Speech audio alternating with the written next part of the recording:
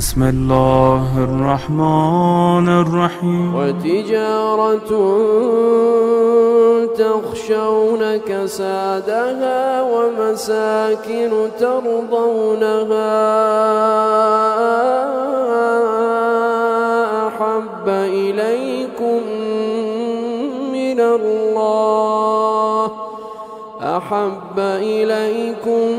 मिनल्लाहि व रसूलिहि व जिहादिन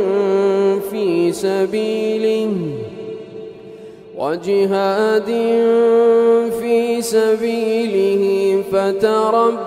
चाहे वो इस दुनिया में खराब हो जाए या आलमे बरज़ख में खराब हो जाए, इसलिए रब ने फरमाया जब तुम मेरी बारगाह में जाओ तो गिड़गिड़ाओ, मेरी बारगाह में जाओ तो सरवा व सुजूद हो करके मांगो मुझसे, अल्लाह मुझे दुनिया में भलाई दे और आखिरत के अज़ाब से बचा। इसलिए दुनिया के अंदर ही इंसान खराब होता है, माँ के पेट में कोई खराब होता है? कुरान क्या कहता है? रब्बाना आतिना फिद दुनिया। कुरान ये नहीं कहता फिल अरहम, तुम माँ के पेट में भलाई की दुआ मांगो, आलमे अरवाह में तुम भलाई की दुआ मांगो। कुरान कहता है नो, कोई जरूरत नहीं है, वहां तुम सेफ हो, वहां तुम गुनाह नहीं कर सकते। जब गुनाह नहीं कर सकते तो माफी भी नहीं मांग सकते। आलमे अरवाह में जब कोई गुनाह नहीं कर सकता, आप मुजरिम होंगे तभी ना सजा दी जाएगी, जब जुर्म ही नहीं होगा तो सजा कहां से? आप इंसान जुर्म करता कहाँ है? आलमे शहादत में, इस दुनिया में। आप रिकॉर्ड उठाकर देखिए, आदम अलैहिस्सलाम से लेकर के अब तक करोड़ बरस गुजर गए। इब्लीस बना दुनिया में, हामान बना दुनिया में, शद्दाद बना दुनिया में, फिरौन बना दुनिया में, कारून बना दुनिया में, अबू जहल बना दुनिया में, अबू लहब बना दुनिया में, आलमे अरवाह में नहीं बना। इसलिए हर इंसान सर को सजदे में रखता है, रब की बारगाह में रखता है। ऐ बेनियाज तू लम यलिद है, तू अलम यूलद है, परवरदिगार आलम तू बेनियाज है। मौला मैं मांगता हूँ मुझे दुनिया की भलाई चाहिए और आखिरत से बचाव चाहिए। इंसान फिरौन दुनिया के अंदर बनेगा, डाउट है, हो सकता है इंसान अपने आमाल की बुनियाद पर फिरौन बन जाए, हो सकता है इंसान अपने आमाल की बुनियाद पर शद्दाद बन जाए, हो सकता है इंसान अपने आमाल की बुनियाद पर कारून बन जाए, यह हो सकता है इसके आमाल बर्बाद हो जाए, डाउट है। इसलिए इंसान को चाहिए कि हर वक्त हर लम्हा रब की बारगाह में अज़्ज़ो इंकिसारी पेश करे। मौला मेरे पास कुछ नहीं है, जो कुछ है सब कुछ तेरा दिया हुआ है। अगर आमाल भी बचेगा तो तेरी बुनियाद पर बचेगा। अगर में हम दुनिया के अंदर अज़ाब से बच सकते हैं तो तेरी ही वजह से बच सकते हैं, और अज़ाब कब्र से भी अगर बच सकते हैं तो तेरी ही बल पर बच सकते हैं। हर इंसान मांगता है दुआ में, क्योंकि इंसान को डाउट है, हर इंसान को डाउट है। और यही नहीं, आप अपनी ज़ुर्रियत तक के लिए दुआ मांगते हैं, आने वाली नस्ल तक के लिए दुआ मांगते हैं। परवरदिगार आलम तूने मुझे बचाया फिरौन बनने से, शद्दाद बनने से, मेरी औलाद को भी बचा, मेरी नस्ल को भी बचा, मेरे नस्ल आने वाली नस्ल तक को हिफाजत फरमा। हो सकता है दौलत आने के बाद वह गुमराह हो जाए, हो सकता है सरबत आने के बाद वह गुमराह हो जाए, हो सकता है कि इक़्तिदार आने के बाद वो अपने वक्त का शद्दाद बन जाए। इसलिए परवरदिगार आलम मैं बहैसियत बाप होने का अपनी नस्ल के लिए यहीं से दुआ कर रहा हूँ, परवरदिगार आलम उसकी हिफाजत फरमा, उसकी हिफाजत फरमा। दौरे रिसालत में सरवरे कायनात सल्लल्लाहु तआला अलैहि वसल्लम की बारगाह में बहुत प्यारी बात बता रहा हूँ, अगर आपके ज़हन में आ जाए तो यकीनन आप मालदार भी हो जाएंगे, यकीनन आप मालदार भी हो जाएंगे। दौरे रिसालत में एक सहाबी रसूल था जो गरीब था। क्या था? गरीब था, बिल्कुल गरीब। जब दूसरे के बच्चे खाते थे तो उनके बच्चे बिलखते थे, जब दूसरे के बच्चे पानी पीते थे तो उनके बच्चे बिलखते थे। ये आलम था। अरसा गुजर गया, वो पहुंचे कहां? सरवरे कायनात की बारगाह में। या रसूल अल्लाह, मेरे घर में फाका कशी की आलम है। वहां शिकायत की सरवरे कायनात की बारगाह में, दुआ की, वहां से लौट करके आ गए घर। कुछ दिन में मशहूर हो गया कि मदीना के अंदर वो सबसे बहुत बड़ा मालदार हो गया। कुछ दिन के बाद मशहूर हुआ कि मदीनतुल मुनव्वरा के अंदर उससे बड़ा धनपत आदमी कोई नहीं है। तो कुछ सहाबी रसूल बारगाहे, उस सहाबी की बारगाह में पहुंचे। ऐ सहाबी, हम भी सहाबी, आप भी सहाबी, आप भी कलमा पढ़ते हैं, हम भी कलमा पढ़ते हैं, लेकिन आपकी फाका कशी पर इंसान को तरस आता था। आप कैसे मालदार हो गए? उन्होंने कहा कि मैं दुनियादार नहीं, मैं मदीने के ताजदार का गुलाम हूँ। मुझे जब जरूरत पड़ता है मैं दुनियादार की बारगाह में नहीं जाता, मदीने की आका की बारगाह में जाता हूँ। मैं गया, शिकायत की, आवाज आई, 3 चीज करना। क्या चीज? 3 चीज आप भी करके देखना। घर के अंदर जितनी फाका कशी की अलामत होंगी वो खत्म हो जाएंगी। पहला क्या? पहला ये कि घर के अंदर जाओ तो सबसे पहले सलाम करो। क्या करो? सलाम करो। चाहे बीबी मिले उसको भी सलाम करो, भाई मिले उसको भी सलाम करो, बहन मिले उसको भी सलाम करो, चाचा मिले उसको भी सलाम करो, यहाँ तक कि नौकरानी मिले उसको भी सलाम करो। फिर सरवरे कायनात की बारगाह में वो सहाबी अर्ज करते हैं, या रसूल अल्लाह, अगर मेरे घर कोई भी ना हो तो मैं किसको सलाम करूं? कहा ये दूर की बात है, अगर पहले तो सलाम कर लिया, अगर तेरी माँ ने दुआ दे दी, वालेकुम सलाम मेरे बेटे तुझ पर सलामती हो, भाई ने दिया सलाम का जवाब सलाम वालेकुम सलाम, ऐ मेरे भाई तुम पर सलामती हो, ना जाने कितने सलामती इकट्ठा होगा तुम्हारे लिए, वो मेरी बारगाह में आएगा और मैं एक मरतबा अगर हाथ उठा दिया, तेरे लिए दुआ कर दिया, तो सुबह कयामत तक के लिए तो तुझे कोई मिटा नहीं सकता।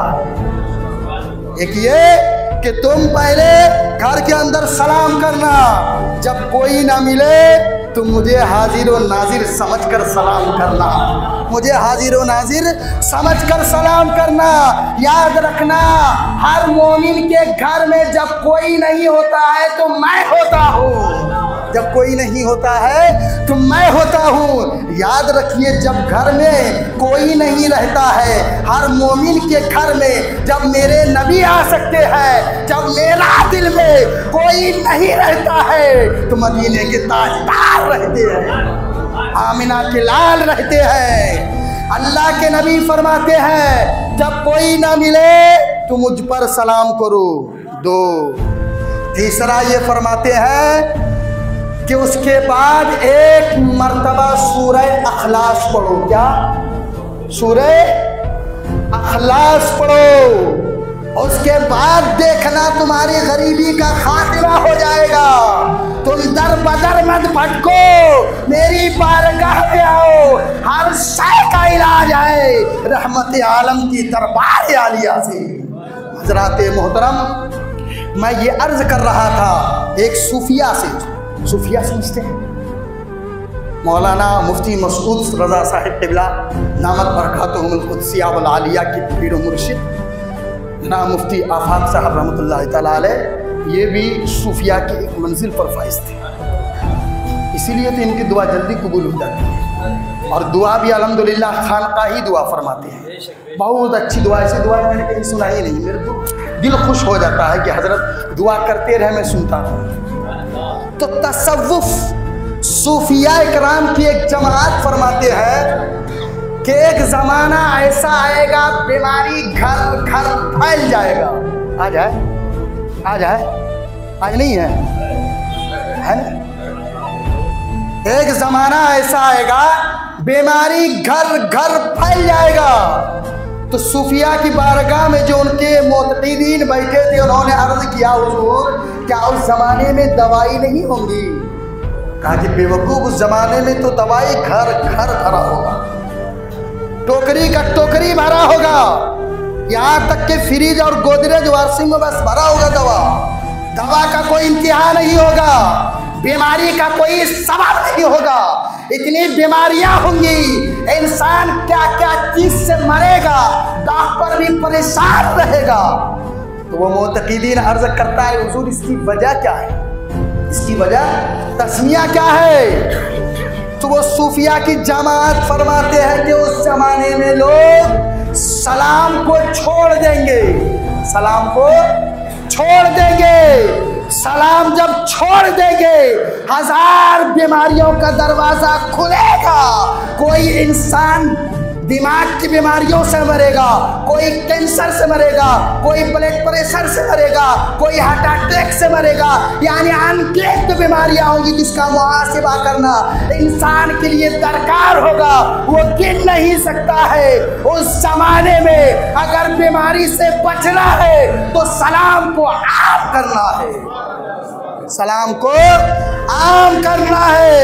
ये नहीं कि हमारे घर का नौकर है, हम इसको सलाम नहीं कर सकते, ये छोटा है, हम दौलत में बड़े हैं, हम इसको सलाम नहीं कर सकते, ये हमारा हजरत है, हम इसको तनख्वाह देते ये हमको सलाम करे, ऐसा नहीं होता, ऐसा नहीं होता। वरना अच्छे अच्छे गधे को तुमको सीधा किया गया है, तुम भी सीधे हो जाओगे। अपना कैरेक्टर बदलो, किरदार बदलो, रसूल पाक के शरीयत में आ जाओ। अगर जिंदगी चाहते हो, अगर जिंदगी नहीं चाहते, कुत्ते की मौत चाहते हो, तो खुले आम को कोई रोकने वाला नहीं। अगर तुम शरीयत में रहोगे तो शरीयत की पाबंदी करना पड़ेगा। जाओगे चलोगे, टोपी वाले को देखोगे सलाम करना पड़ेगा, अपने भाई को देखोगे सलाम करना पड़ेगा, अपनी बहन को देखोगे सलाम करना पड़ेगा, अपने अकारिब को देखोगे सलाम करना पड़ेगा। अगर सलाम नहीं करोगे तो तुम्हारे लिए कोई दुआ नहीं होगी। जब कोई दुआ नहीं होगी, कब तुमको कौन सा बीमारी घेरेगा? वल्लाहु आलम बिस्सवाब, वल्लाहु आलम बिस्सवाब, खुदा जाने। इसलिए मैं आपको बताता हूँ, अगर कोई आदमी को मैं कहूँ आज तुम्हारा बाप मर गया है, कहाँ? Good morning, good morning. क्या बोल रहा है? क्या गुड मॉर्निंग? सलाम तो किया, इतने धुलाई मारेगा मुझे। कह रहा है कि इसका माने क्या है, मीनिंग क्या ही अच्छा दिन है, यही ना? या अच्छा दिन, गुड मॉर्निंग, यही। अबे मेरा बाप मरा है, तू कहता अच्छा दिन है आज। जूते पड़ेंगे कि नहीं पड़ेंगे? जूते पड़ेगा कि नहीं पड़ेगा? मुझ पर क्या बीत रही है, मेरे दिल पर पहाड़ टूट रहा है, गमो आलम का, परेशानियों का, अब तू कहता है आकर के कि गुड मॉर्निंग है। क्या ही अच्छा दिन है, मतलब मेरे बाप से तो खुश नहीं था। तो पता चला कि हमने गलत नहीं कहा, तुम्हारे सलाम में गलती है। हमने गलत नहीं कहा, तुम्हारे सलाम में गलती है। ऐसे ही गुड मॉर्निंग, शाम में अम्मा मर गई आकर के बोलता है गुड मॉर्निंग, गुड मॉर्निंग, क्या ही अच्छा रात, यही ना? ट्रांसलेशन यही ना होगा, तर्जमा यही ना होगा? क्या ही अच्छा रात है या बेहतरीन रात है? अरे बाप माँ मेरी मर गई, तुझको अच्छा लग रहा है रात? ऐसी रात को आना अब ये जरूरी था? अरे भैया मैंने कहा, अरे दुनिया का सलाम है, कोई सलाम मैंने बोला, काम को ऐसी सलाम नहीं चाहिए, ऐसा कलाम नहीं चाहिए। इसको उठाकर फेंक करके आओ, हमको वो सलाम चाहिए जो आमिना के लाल ने दिया है। यहाँ सलाम करे और सुबह कयामत तक के लिए अमन में रहे। सुबह कयामत तक के लिए हम अमन में रहे। आप क्या कहते हैं? अस्सलाम वालेकुम इमाम साहब।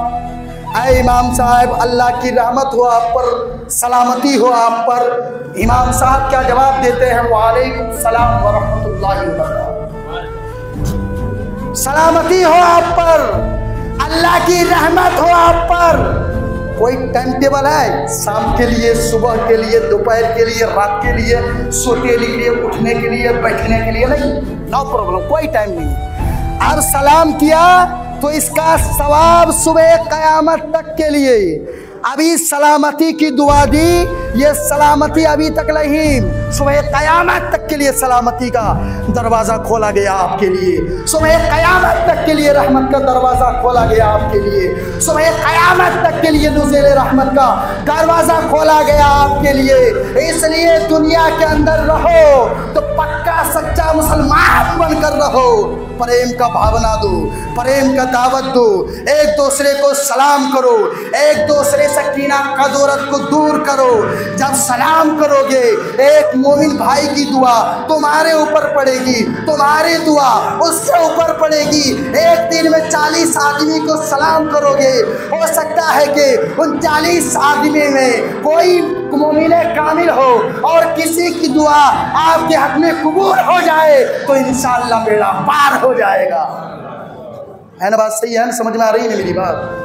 अगर किसी का सलाम 40 आदमी को आप करेंगे, आपके हक में कबूल हो जाए तो अल्लाह तबारक व तआला उन तमाम बीमारियों से आपको हिफाजत में ले लेगा। अल्लाह तबारक व तआला कुरान मुक़द्दस में इरशाद फरमाता है, यौमा युहमा अलैहा फी नारि जहन्नम फतकुबा बिहा जिबाहुहुम व जुनूबुहुम व ज़ुहूरुहुम हादा मा कनज़्तुम लिअन्फुसिकुम फकरिज़ून ला तकरिज़ून। यानी याद करो उस दिन को। किस दिन को? क़यामत को। ये उस दिन को याद करो जिसमें ये तिपाया जाएगा। क्या? ज़कात, माल आप जो आप इकट्ठा करते हैं, और तब दागे जाएंगे। क्या? पेशानी, पीठ, करवटें। तब कहा जाएगा आपसे चखो वो मज़ा जिसको तुमने इकट्ठा किया था, जिसको तुमने इकट्ठा किया था। अगर अभी कोई चंदा वाला आ जाए तो बेचारे का चेहरा सूख जाता है। इमाम साहब को देखने के बाद तो करवटें बदलने लगता है। अब तो नजराना देखना पड़ेगा। हमको नहीं दोगे तो डॉक्टर को दोगे, इमाम साहब को नहीं दोगे तो डॉक्टर को देगे। अरे ज़कात तो निकालना पड़ेगा ना आपको। ज़कात आप नहीं निकालेंगे तो अज़ाब कौन भुगतेगा? इमाम साहब। जो ज़कात नहीं देगा वही ना भुगतेगा। कुरान तो यही कह रहा है ना, याद करो उस दिन को जिस धन में तुम्हारे सामान, तुम्हारे मालो दौलत, तुम्हारा इक़्तिदार, तुम्हारा पावर जहन्नम में छोड़ दिया जाएगा, फिर उसको तपाया जाएगा, उसको आग में सुलगाया जाएगा, फिर उसको निकाल कर तुम्हारे पेशानी दागे जाएंगे, तुम्हारे करवटे दागे जाएंगे, तुम्हारे पीठ दागे जाएंगे, और फरिश्ते बैक जुबान होकर के कहेंगे चखो मजा उसका जो तुमने इकट्ठा किया था। ये तो थोड़ी कोई बद्दुआ दे रहा है, ये कोई थोड़ी ना कोई तुमको ये गुनाह का ये तरफ रग़बत दिला रहा है। ये तो अल्लाह का कलाम का पैगाम है, ये कानून मुस्तफ़ा है, ये अहकामुल हाकिमीन का आईने हयात है जो इंसान के लिए ज़रूरी है। अगर इस पर अमल नहीं करेगा तो इंसान घाटे में जाएगा, इंसान खसारे में जाएगा, जहन्नम में आप जाएंगे, आपके बच्चे नहीं जाएंगे। क्योंकि दौलत कमाए थे जनाब आप, सरवत कमाए थे आप, इक़्तिदार कमाए थे आप, दौलत से प्यार किए थे आप, तिजोरियों में रखे थे आप, संभाल कर रखे थे आप, कंजूसी किए थे आप, भूखा सो रहा था, खिलाए नहीं थे आप, तो देगा कौन जवाब? इसलिए इंसान को पहले ही मैंने वो